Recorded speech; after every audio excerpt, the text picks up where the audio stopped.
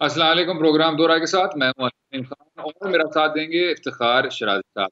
बात करेंगे आज खसूसी मुआवन वजीर आजम के एहतसाब पर। मिर्जा शहजाद अकबर साहब ने प्रेस कॉन्फ्रेंस में ऐलान किया कि जो पिछले 2 माह में शुगर इंक्वायरी का सिलसिला देखने को मिला उसको अब नतीजे तक पहुंचाया जाएगा, मंतकी अंजाम तक पहुंचाया जाएगा। फैसला ये किया गया कि जितने भी शुगर मिल्स ने पिछले 20 साल में सब्सिडी का फायदा उठाया है और फिर उसके बाद फेडरल क्राइम्स में मुलव्वस हुए हैं, उन सब के सब पे इन्वेस्टिगेशन की जाएगी नेशनल अकाउंटेबिलिटी ब्यूरो की जानिब से। साथ में वो तमाम हुकूमतें जिन्होंने वफाकी और सूबाई सतह पर यह फैसला किया इन मिल्स को सब्सिडी फराहम करने का, उनकी भी एक इंडिपेंडेंट इन्वेस्टिगेशन होगी। सिर्फ नैब तक वजीर आजम ने इस इन्वेस्टिगेशन को महदूद नहीं किया, तहकीक को महदूद नहीं किया, बाकी भी कौमी अदारे अब हरकत में आएंगे। FIA को कॉर्पोरेट फ्रॉड की इन्वेस्टिगेशन सौंपी गई है। स्टेट बैंक ऑफ पाकिस्तान से ये पूछा गया है कि ये एक्सपोर्ट किस तरह हुआ है, और कंपटीशन कमीशन ऑफ पाकिस्तान का काम ये होगा कि बताए कौम को कि ये इतना बड़ा कार्टेल किस तरह बन पाया है और उस पर भी एक्शन ले। जनाब शराजी साहब, FIA, state bank of Pakistan, competition commission of Pakistan और सबसे ज्यादा अहम सर जो आपका कौमी एहतसाब ब्यूरो है, उसको भी अब कह दिया गया है कि वो हरकत में आए और जो शुगर इंक्वायरी कमीशन थी जो कि वाजिद ज़िया साहब की सरबराही में मुकम्मल की गई, उसको अब पूरी तौर पे कौमी अदारों तक मुंतकिल कर दिया गया है। तो जनाब, जो आप कल बात कर रहे थे कि अगर ऐसा कमीशन बनाना है आपने, तो बेहतर होता कि ये इंक्वायरी शुरू ही ना होती अगर किसी को सजा नहीं होनी। लग तो ऐसे ही रहा है शाजी साहब, बल्कि इस इदारे के मुतालिक, डॉन के मुतालिक, तो खसूसी मुआवन मिर्जा शहजाद अकबर साहब ने कहा कि आप इस बात को तस्लीम करें कि ये एक बहुत बड़ा काम किया गया है, और डॉन के हवाले से ये भी कहा कि बड़े दिल से तस्लीम करें। तो फिर शराजी साहब बड़े दिल से तस्लीम कर लेते हैं, क्या कहते हैं जनाब? नहीं, हम तो तस्लीम भी करते हैं, उनको अप्रिशिएट भी करते हैं और साथ में दुआ करते हैं कि इस वक्त अपोजिशन जिस खदशात का इजहार कर रही है कि गोया कि ये मूव लेके बुनियादी तौर पे सारे मामले को कहीं लिंगर ऑन किया जा रहा है और खूह खाते डाला जा रहा है, तो अल्लाह करे कि ऐसा ना हो और वो जिसको मंतकी अंजाम तक पहुंचाना चाहते हैं वो पहुंचा के रहें। क्योंकि मैं समझता हूँ कि अगर ये मंतकी अंजाम तक ना पहुंचा तो ये तहरीक इंसाफ के लिए बहुत बड़ा एक ब्लो होगा।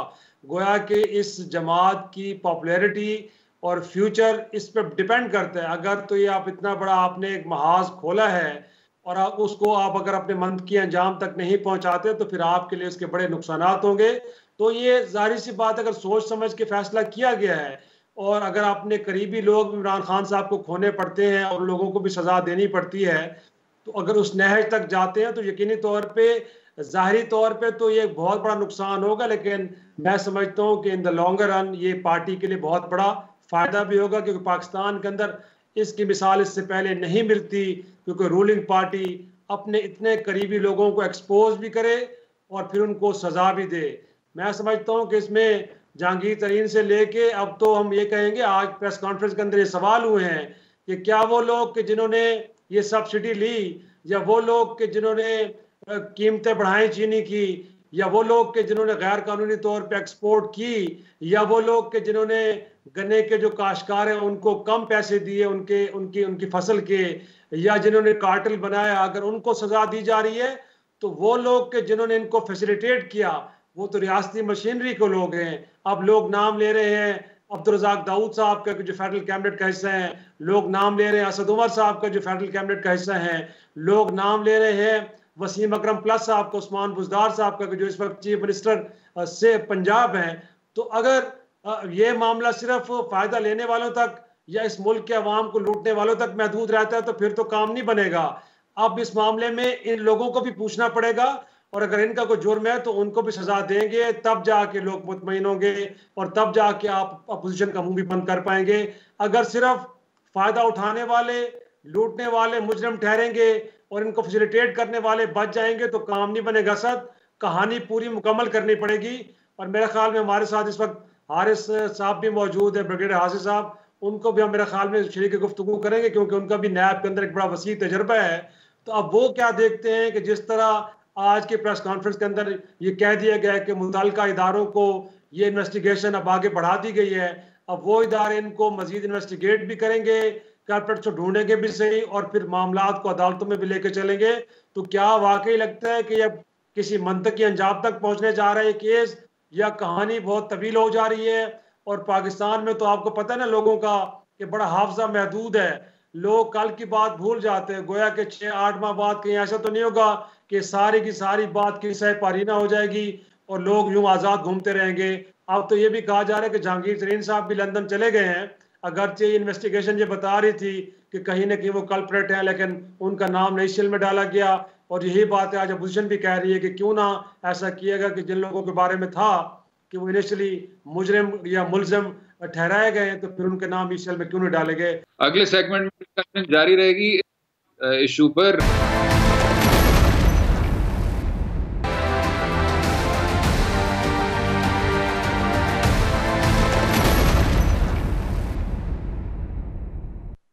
Welcome back to Do Rai. बात कर रहे थे खसूसी मुआवन वज़ीर आज़म मिर्जा शहजाद अकबर साहब ने जो ऐलान किया है कि शुगर इंक्वायरी कमीशन की रिपोर्ट की रोशनी में अब तमाम रिपोर्ट को नैब तक मुंतकिल कर दिया जाएगा। हमारे साथ हैं हारिस नवाज साहब, बहुत शुक्रिया शो में शामिल होने का, अपना कीमती वक्त देने का। ये बताइएगा हारिस साहब कि जब ऐसे PM साहब ये डिसाइड करते हैं, हुकूमत वक्त ये डिसाइड करती है कि शुगर मिल्स जो बेनिफिशरीज हैं उनको इन्वेस्टिगेट किया जाएगा और वफाकी और सूबाई सतह पे जिस हुकूमत ने सब्सिडी देने का फैसला किया है उनको भी इन्वेस्टिगेट किया जाएगा।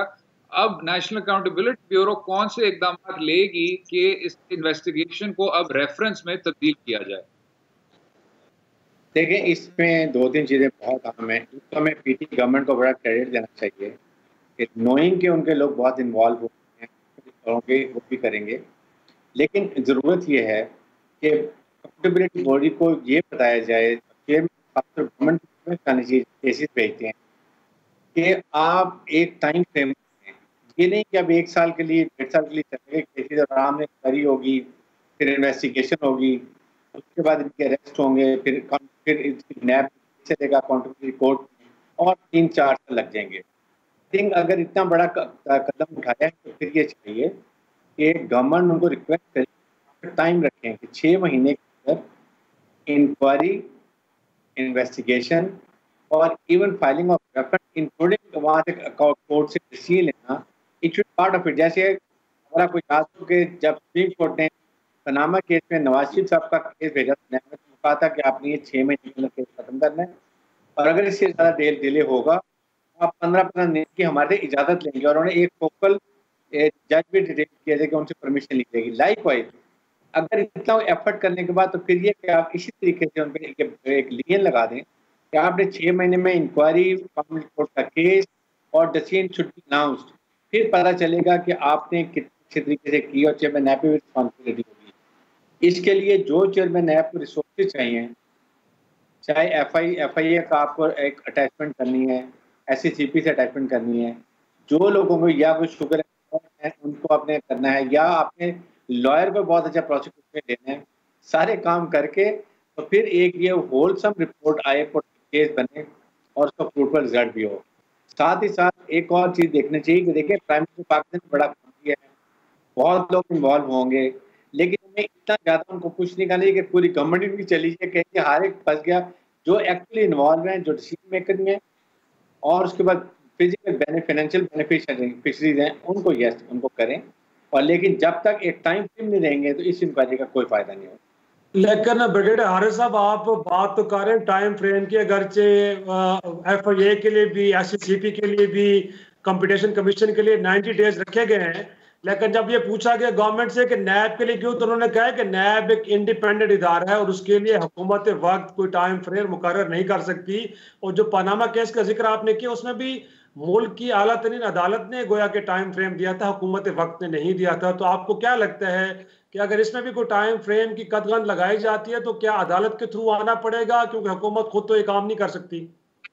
आई थिंक बड़ी सिंपल सी बात है कि गवर्नमेंट को चाहिए कि उनके law ministry should request to the chief justice of supreme court of Pakistan कि ये मुल्की मफादात में, नेशनल इंटरेस्ट में ये बहुत अहम है, इसलिए सुप्रीम कोर्ट इस केस के बारे में अहकाम दें चेयरमैन नैब को कि आप इसकी एक लिमिट रख लें, ताकि जितने 3 महीने में रेफरेंस फाइल हो और 3 महीने में केस डिसाइड हो, डेली बेसिस पर हो। Cases of low priority should be kept one side. और इस तरह के 2-3 इंपॉर्टेंट, बल्कि मैं तो यहाँ तक कहूँगा कि जो शहबाज शरीफ का केस है, इस तरह की इंपॉर्टेंट जिसमें आप बिलियन ऑफ रुपीज़ रिकवर कर सकते हैं 5-6 केसेस के लिए, यहाँ पर supreme court of Pakistan, government of Pakistan and chairman NAB, they have to be on one page. It's a question of national interest. अवाम की भलाई के लिए, पाकिस्तान के खजाने को सपोर्ट करने के लिए अगर कोई 100-200 अरब रुपया हमें इस तरीके से मिल सकता है, तो कोई हरज नहीं है कि हुकूमत सुप्रीम कोर्ट ऑफ पाकिस्तान से अपील करके तमाम केसेस प्रायोरिटाइज करें, चाहे वो शहबाज शरीफ का हो, नवाज शरीफ का हो, या और इम्पोर्टेंट केसेस हैं, इन सबसे पैसा रिकवर करके मुल्क के खजाने में जमा कराया जाए। अच्छा, ये बताइएगा जनाब कि जब ये ऐलान कर दिया गया है कि आप बेनिफिशरीज को नैब के दायरे में सबमिट करेंगे, और उस वक्त जो सब्सिडीज थी हुकूमत वक्त ने ना सिर्फ उनको ऑथराइज किया था, उससे पहले भी 90 की दहाई से ये सिलसिला चलता आ रहा है कि हुकूमत ने ऑथराइज किया कि ये सब्सिडी फराहम कर दी जाएगी।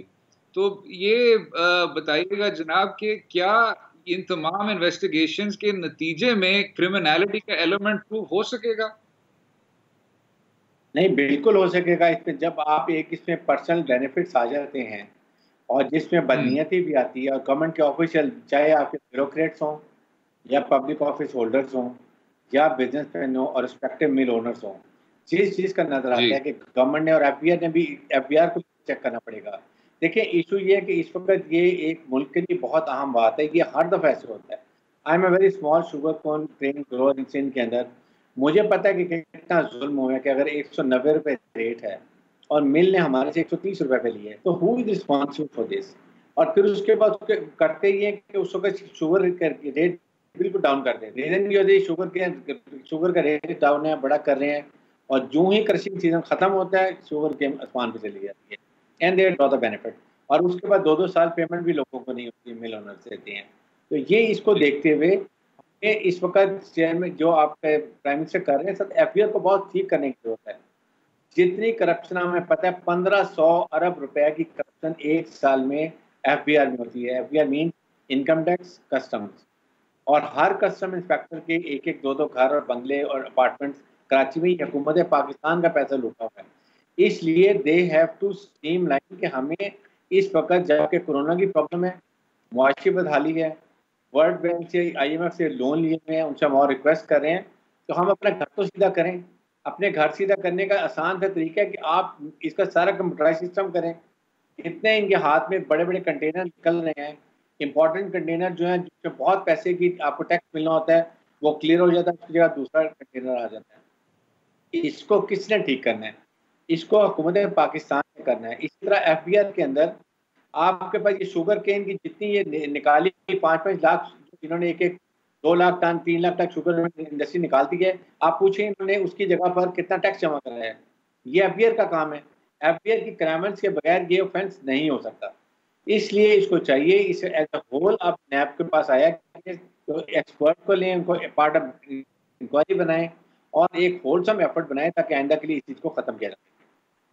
और हारिस साहब ये भी बताइएगा, इनफैक्ट अब तो बात हो रही है कि जिन्होंने लूटा, जिन्होंने आवाम को लूटा या बेनिफिट्स लिए इलीगल, उनको तो पकड़ा जा रहा है, but those who are facilitators जो कि रियासती मशीनरी का हिस्सा हैं, तो पाकिस्तान में अखलाकी बुनियादों पे तो लोग बड़े कम ही घर जाते हैं, लेकिन क्योंकि आप नैब के अंदर फाइनेंशियल क्राइम्स को देखते रहे हैं, तो आपको क्या लगता है कि बादी नजर में वो लोग जिन्होंने रिसेंट एपिसोड के अंदर लोगों को फैसिलिटेट किया कि जब कहा गया कि सब्सिडी नहीं देनी, जब कहा गया कि एक्सपोर्ट नहीं करनी, उसके बावजूद ये चीजें हुई हैं, तो आपको लगता है कि जो बड़े बड़े ओहदों पे बैठे बिलखुसूस कुछ वफाकी वज़रा का नाम लिया जा रहा है या फिर चीफ मिनिस्टर्स का नाम लिया जा रहा है, तो आपको लगता है कि बादी नजर में वो इस क्राइम का हिस्सा है और वो भी कहीं ना कहीं मुलजिम है और उनको इन्वेस्टिगेशन जब स्टार्ट होगी तो घर जाना चाहिए? देखें, ये लेट्स से अगर हम बात करें मिसाल के तौर पे, पहले पीपल्स पार्टी गवर्नमेंट की PMLN की PTI की है, 2007 से लेकर स्टार्ट करते हैं, तो देन वी शुड सी कि डिसीजन किसने दिया, डिसीजन की समरी किसने बनाई। ही इज आल्सो कल्प्रिट, जो ब्यूरोक्रेट है जिसने समरी बनाई, because he is a custodian of rules and regulation. उसने किस बेस पे ये आप समरी बनाई है और और कैसे रिकमेंड किया कि जी वो अपने मिनिस्टर को कि हाँ जी इसको हमें सब्सिडी देनी चाहिए या इसको हमें एक्सपोर्ट करना चाहिए, व्हाट वर द रीजंस, वो सारी चीज़ें देखनी पड़ेगी। और मैं आई एम श्योर कि वो सारी पुरानी जो मिनट शीट्स हैं, जो जो रिपोर्ट कार्ड्स हैं, वो सब मंगवाएंगे, देखेंगे किसने इनिशिएट किया, किस फेडरल सेक्रेटरी ने इसको रिकमेंड किया और कौन सा मिनिस्टर ने इसको अप्रूव किया। और फिर उसके बाद इसके ऊपर कमेंट्स से लिए गए, क्या एफपीआर से लिए गए कमेंट, या आपने किसी इंडस्ट्री मिनिस्टर से कमेंट्स लिए हैं, या किसी आपने एफआई से कमेंट लिए हैं, तो सारे देखे जाएंगे क्या रिकमेंडेशन है। बेस्ड ऑन दिस जो जो भी इसमें इन्वॉल्व है सबको पोर्शन ब्लेम करना चाहिए और एक दफ़ा के लिए हमें क्लियर करना चाहिए ताकि आइंदा के लिए ऐसी हरकतें भी ना हो। और ख़ास तौर पर पीटीआई जो अपने मैनिफेस्टो में करप्शन ख़त्म करने के लिए आई है और उनका ये था कि हम ये मुल्क से लूटा पैसा भी वापस लाएंगे, साथ ही साथ इसके साथ पैसा वापस भी आना चाहिए। देखें ये बड़ा आसान है कि हम केसेस बना देंगे 10 साल के लिए तो कुछ भी नहीं होगा। Government of people of Pakistan चाहते हैं कि उनका पैसा व लूटा उनको वापस मिले। ये सबसे बड़े पीटीआई गवर्नमेंट की जो है हिम्मत होगी, ये उनको क्रेडिट इलेक्शन में भी जाएगा। They will be able to say कि देखें हमने एफआईए के थ्रू, नैब के थ्रू टोटल पैसा हमने इतना ही लूटा हुआ 2000 अरब रुपया या 1500 रुपया या 1000 अरब रुपया आपने ये वापस किया है। This should go give a lot of credit PTI government और पीएम इमरान खान को। मेरे ख्याल में इस तरीके से अगर काम होगा तो फिर इसका फायदा होगा। ब्रिगेडियर हारिस नवाज साहब, बहुत बहुत शुक्रिया शो में शामिल होने का, अपना कीमती वक्त देने का। इसी पर वक्फा लेंगे, स्टे विद अस।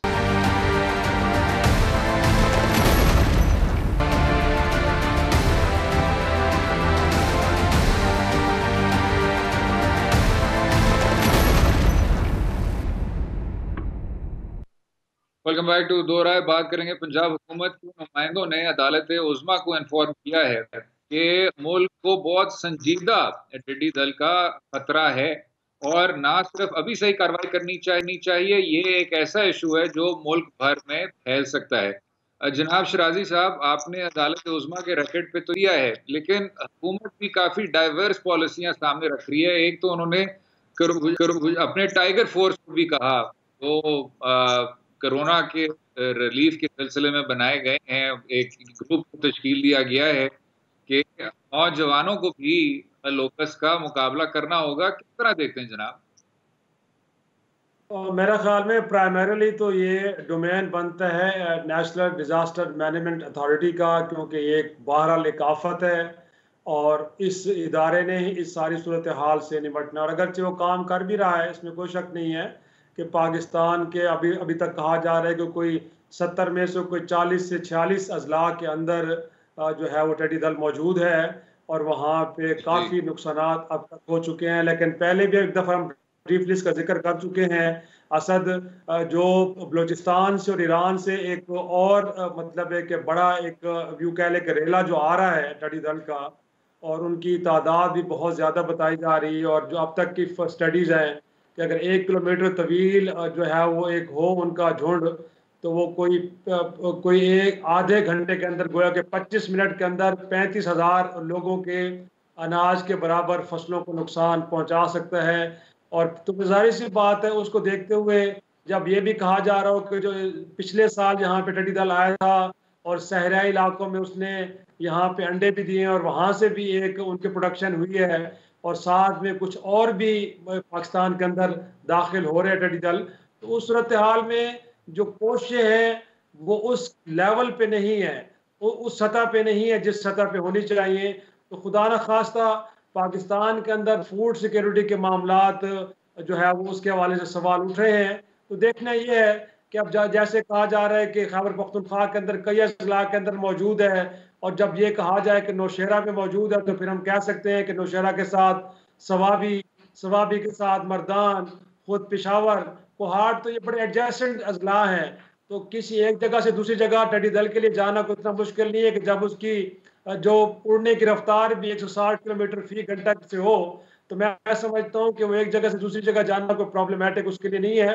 तो हमें कुछ ज़रा बड़े पैमाने पे, और अगर NDMA जो कि साथ में पेंडेमिक को भी देख रहा है, उनके सरबराह और इस इशू को भी देख रहे हैं, तो कहीं उनको लगता है कि कुछ और इदारों की सपोर्ट चाहिए, तो मेरा ख्याल में बरफक फैसले होने चाहिए। अभी तक पाकिस्तान में इस इशू को उस अंदाज में ना तो डिस्कस किया जा रहा है और ना ही इसको एड्रेस करने के लिए उस लेवल की एफर्ट्स हो रही हैं। तो खदशा यही है असद, पाकिस्तान एक बहुत बड़ा मुल्क है, 22 करोड़ आबादी का मुल्क है, हमारी खुराक की अच्छी खासी ज़रूरियात हैं, और ऐसे में कि अगर पेंडेमिक को लेके हमारी मैशत पहले से हाली का शिकार हो जाएगी तो क्या हम इस पोजीशन में होंगे कि जो बेसिक नेसेसिटी है, जो बुनियादी चीज़ है, अनाज गोया के गंदम और दीगर इस तरह के अजनास, क्या हम इस काबिल होंगे कि उनको इम्पोर्ट कर सकें? और अगर नहीं कर सकेंगे तो इस वक्त जैसे हमने पहले भी बात की थी कि अगर गंदम की फसल आ चुकी है तो उसके ज़खायर वाफर मिकदार में होने चाहिए, और जो फ्यूचर की हमारी जो फसलें हैं अगर वो नहीं हो पाती तो क्या उनको हम कैसे मेक श्योर करेंगे कि वो हमारे पास इतना स्टोरेज हो कि पाकिस्तान की जो अवाम की ज़रूरियात उसको पूरा किया जाए। तो मेरा ख्याल में इसको लेके एक बड़ी मरबूत हिकमत अमली होनी चाहिए, जो कि बदकिस्मती के साथ अभी तक हमें तो कम अज़ कम नज़र नहीं आ रही। कहा यह गया है कि जिस पे हो रहे हैं किसानों को सपोर्ट की जा रही है, लेकिन देखा यह गया है कभी भी ट्रेडिशनल वे में जो एक तरीका होता है किसानों की जानिब से, फिर उनको अभी तक वो अवेयरनेस भी नहीं है कि बुनियादी तौर पर अगर स्टडी दल को आपने पकड़ना है या मारना है तो उसके लिए मुनासिब वक्त कौन सा होना चाहिए। ज़्यादातर लोगों को ये देखा गया है कि दिन के वक्त इसके खिलाफ एक मुहिम चला रहे होते हैं, जिस वक्त कहा जाता है कि ये बहुत ज़्यादा एक्टिव होती है और उस वक्त इसको पकड़ना या मारना दोनों मुश्किल होते हैं। तो मेरा ख्याल में रात का वक्त या फिर अला सुबह कहा जाता है कि उस वक्त टिड्डी दल के अंदर जो मूवमेंट है बड़ी स्लो होती है, रादर नहीं होती, तो बेहतर वक्त वो होता है। लेकिन मेरा ख्याल है कि पाकिस्तान में मोर देन 90% जो किसान है वो इससे भी आगाह नहीं है। तो बुनियादी तौर पे मीडिया के थ्रू वो कंपेन भी चलनी चाहिए, और कहीं एनडीएमए के लोग खुद टीमें तश्कील देने को कह रहे हैं कि उन्होंने 1100-1200 के तादाद में टीमें तश्कील दी हैं, लेकिन लोकल किसानों को इक्विप करें, उनको स्प्रेज दें, उनको ट्रेन करें ताकि अपनी फसलों की हिफाजत तो खुद कर पाएं। रादर ये कि आप इन टीमों के ऊपर ज़्यादातर रिलाई करें। टाइगर फोर्स या ये टीमें उतना रोल प्ले नहीं करेंगे जितना किसान खुद करेगा, कि उसको पता है कि वो अपनी फसल को बचा पाएगा तो वो खुद भी जिंदा रहेगा और इस मुल्क के अंदर फूड सिक्योरिटी के इश्यूज को भी एड्रेस कर पाएगा। तो मेरा ख्याल में किस तरह की स्ट्रेटेजी होनी चाहिए सर? बिल्कुल ठीक सर, इसी पे ही वक्फा लेंगे। वक्फे के बाद बात कुछ संजीदा केसेस की और उन पर अदालती कार्रवाई होनी चाहिए कि नहीं। रहिएगा हमारे साथ।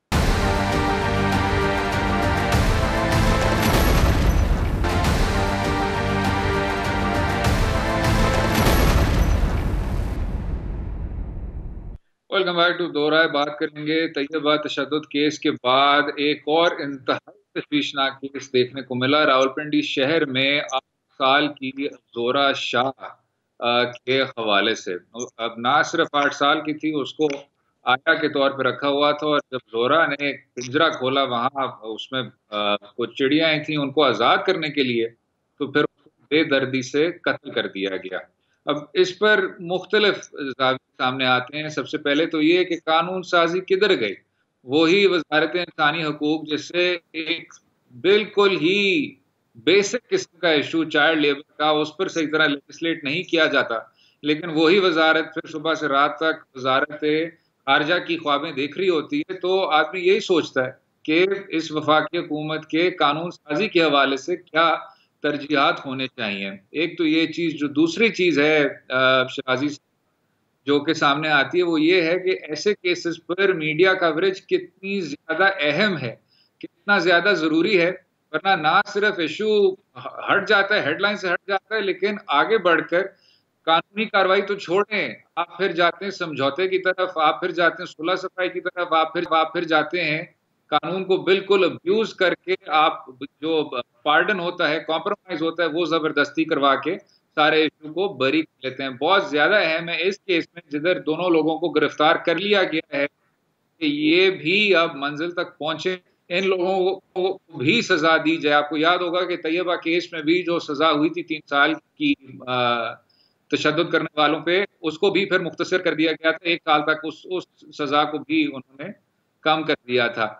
That cannot happen in this situation। लेकिन अफसोस ये होता है कि कानून साजी के हवाले से आपकी इतनी कमजोर कारकर्दगी रही है, और साथ में अफसोस ये होता है कि आपको इतना ज्यादा विजिलेंट होना होता है, इतना ज्यादा पूरे वक्त आपको इस इशू पर तवज्जो दिलानी होती है कि किसी तरह से जबरदस्ती आप कॉम्प्रोमाइज ना करवा लें और इस इशू को खत्म करवा दें। जी शराजी साहब।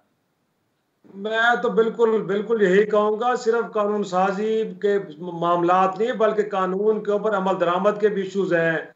आज ये जो केस हुआ है, जिन्होंने ज़ैनब अलर्ट केस बिल जो है मंजूर करवाया है कौमी असम्बली से और सेनेट से, और उसके ऊपर बड़ी बगलें बजा रहे थे कि इस मुल्क के अंदर हमने इस उम्र के बच्चों के तहफ़्फ़ुज़ दे दिया है। मैं तो समझता हूँ कि इस केस के अंदर ये रावलपिंडी कहीं इस्लामाबाद से दूर नहीं है। इस्लामाबाद में बैठे वो सेनेटर फैसल जावेद जो बाकी लोग के जो बड़ा एक इस पे जश्न मना रहे थे कि हमने बड़ा कारनामा कर दिया, आज इस केस के अंदर उनको मुद्दई होना चाहिए था। लेकिन हालत ये है असद, वो तैयबा केस हो या सिंध के अंदर शाहरुख जतोई केस हो, सिर्फ और सिर्फ ज़ैनब केस के अंदर जो कसूर का था, जिसमें जुर्म करने वाला एक आम आदमी था, मीडिया ने उसको हाईलाइट किया और उस बंदे को सजा मिली। बाकी तमाम केसेस के अंदर जहां जहां भी बासर लोग, ताकतवर लोग इन्वॉल्व हैं, वहां पे कानून की नाक को मोड़ा जाता है।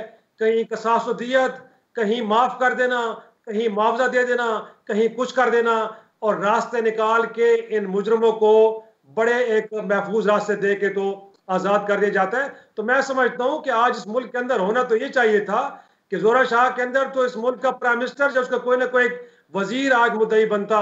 लोग गिरफ्तार जरूर, जो मेरी इत्तलात असद है कि मामले को मैनेज किया जा रहा है। लाश मुजफ्फरगढ़ चली गई, बच्ची की दफन हो गई, क्या उसका मेडिकल हुआ? क्या आपने बाकी सारे के सारे जो इन्वेस्टिगेशन के मराइल उनको तय किया? हरगिज़ तय नहीं किया।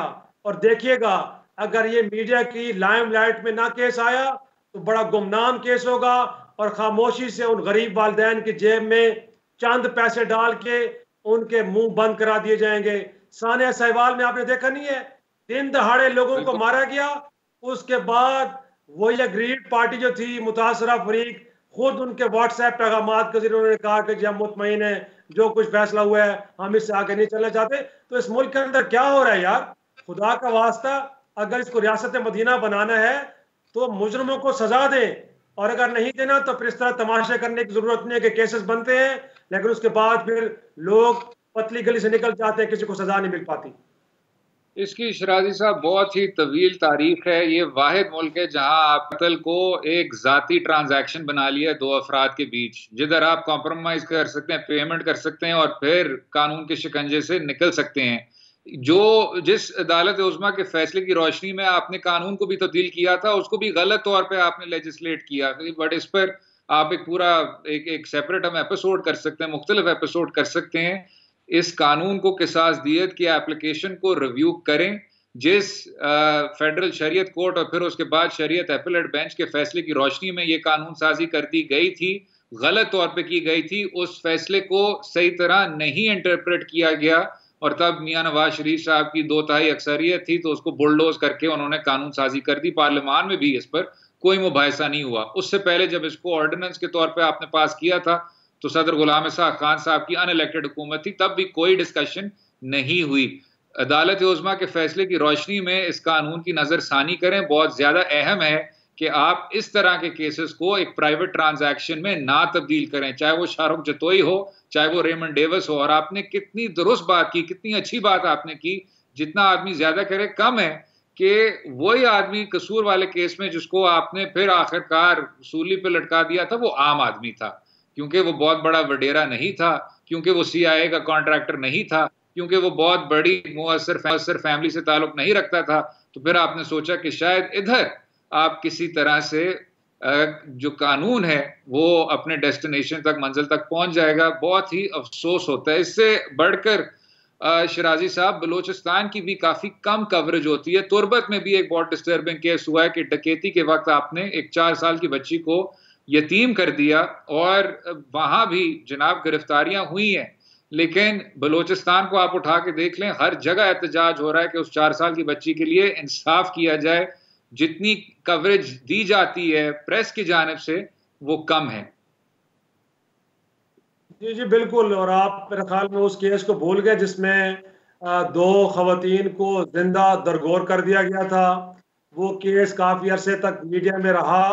उसके बाद उसके ऊपर एक इन्वेस्टिगेशन टीम भी बनी, उसकी कुछ फाइंडिंग्स भी आई, लेकिन आज तक आपको नहीं मालूम कि उसके पीछे जो मुजरिम थे क्या उनको सजा मिल पाई। तो मेरा ख्याल में जितनी भी ऐसी कहानियां आप असर उठाएंगे कि जिनके अंदर बासर लोग इन्वॉल्व है जिनके अंदर, तो उस कहानी में आपको अधूरापन नजर आएगा, वो अपने मंजिल के अंजाम तक नहीं पहुंच पाती, कहीं ना कहीं वो जाके मैनेज हो जाती है। तो बड़ी बदकिस्मती है इस मुल्क की और इस मुल्क की रियासती मशीनरी की कि जो बहरहाल मुजरमों को सपोर्ट करती है और जो जिनके साथ जुल्म होता है उनको इंसाफ नहीं मिल पाता। अब क्या कह सकते हैं इस पे? बिल्कुल ठीक। साथ में शराजी साहब, क्योंकि अब क्लोजिंग की तरफ जा रहे हैं, कुछ अदालत उज़्मा के फैसलों पर भी जरा डिस्कशन कर लेते हैं। क्या राय रखते हैं जनाब जो होने को जाएंगे? वैसे तो सब जुडिस है काफी ज्यादा, काफी सारे इश्यूज, लेकिन उसके उससे हट के जरूर बात की जा सकती है जनाब।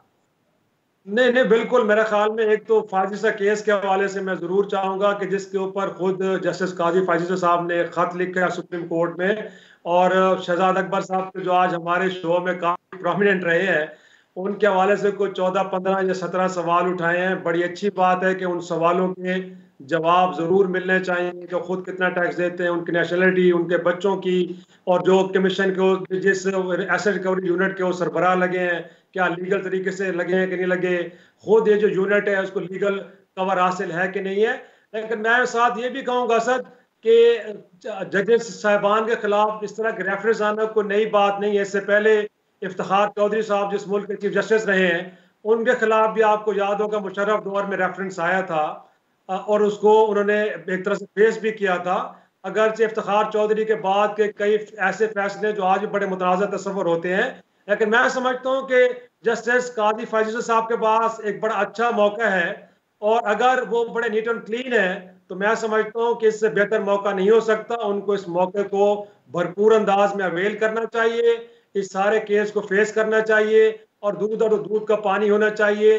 और अगर कहीं ना कहीं, क्योंकि उनके खतूत से और उनके वकला के दलाइल से लगता है कि कहीं ना कहीं कॉन्स्पिरेसी है, तो अगर कोई कॉन्स्पिरेसी है तो मैं समझता हूँ उसको बड़े अच्छे तरीके से एक्सपोज किया जा सकता है, क्योंकि बहरहाल इस मुल्क के अंदर मुख्तलिफ शख्सियात और इदारों के खिलाफ कॉन्स्पिरेसी की एक तारीख रही है। तो अगर कोई ऐसी बात है उसको एक्सपोज करने का एक बेहतरीन मौका है, तो उसको गंवाना हरगिज नहीं चाहिए। और हम उम्मीद करते हैं कि ये भी बड़े पीसफुल तरीके से अपने किसी मंतक के अंजाम तक पहुंचेगा। उन कॉलेज की समात हो रही है और उम्मीद करते हैं कि अब ये केस अपने लॉजिकल एंड की तरफ बढ़ रहा है। असल में जनाब इसका जो सबसे बुनियादी असूल है शराजी साहब, और इसमें इसी सिलसिले में अदालत उज़्मा का फैसला आएगा, वो है आज़ादी अदलिया। और वो अदलिया की बेहतरी नहीं है, वो मेरे लिए है, आपके लिए है, जो आम लिटिगेंट्स हैं, आम शहरी हैं, उनके लिए ये बहुत ज़्यादा अहम है कि आपकी अदलिया ना सिर्फ आज़ाद हो, खुद मुख्तार हो, बेबाक हो, और वो बड़े बड़े फैसले ले सके जो कि ना सिर्फ कानून के हवाले से, कानून की बालादस्ती के हवाले से और आम आदमी की बेहतरी के लिए अच्छे हों। तो उम्मीद यही कर सकते हैं कि अदालत उज़्मा के फैसले में ये चीज़ ना सिर्फ सामने रखी जाएगी, लेकिन इसको मज़ीद बुलंद किया जाएगा। साथ में आपने जो खसूसी मुआवन साहब की बात की, अभी वज़ीर आज़म इमरान खान साहब ने भी ये फैसला किया है कि तमाम खसूसी मुआवनों और मुशीरों को डिक्लेयर करना होगा कि उनके असासे जितने भी हैं, सारी उनकी एसेट्स की अकाउंटिंग उसी तरह होगी जिस तरह किसी मुंतखब नुमाइंदे की होगी। और मेरे ख्याल से ये काम बहुत पहले कर लेना चाहिए था। ये अच्छा है कि एक तरह का एक चेक एंड बैलेंस है उन लोगों पे जो कि टेक्नोक्रेट्स हैं, जो कि एक इलेक्टोरल प्रोसेस के थ्रू नहीं गुजरे। तो ये दो चार चीजें हैं, उनको सामने रखना होगा, लेकिन इसी पर क्लोज करेंगे। उम्मीद है आपको आज का प्रोग्राम पाया होगा। मुझे और इफ्तिखार शराजी साहब को अपनी राय से भी आगाह कीजिए और इजाजत दें अगले हफ्ते तक। खुदा हाफिज।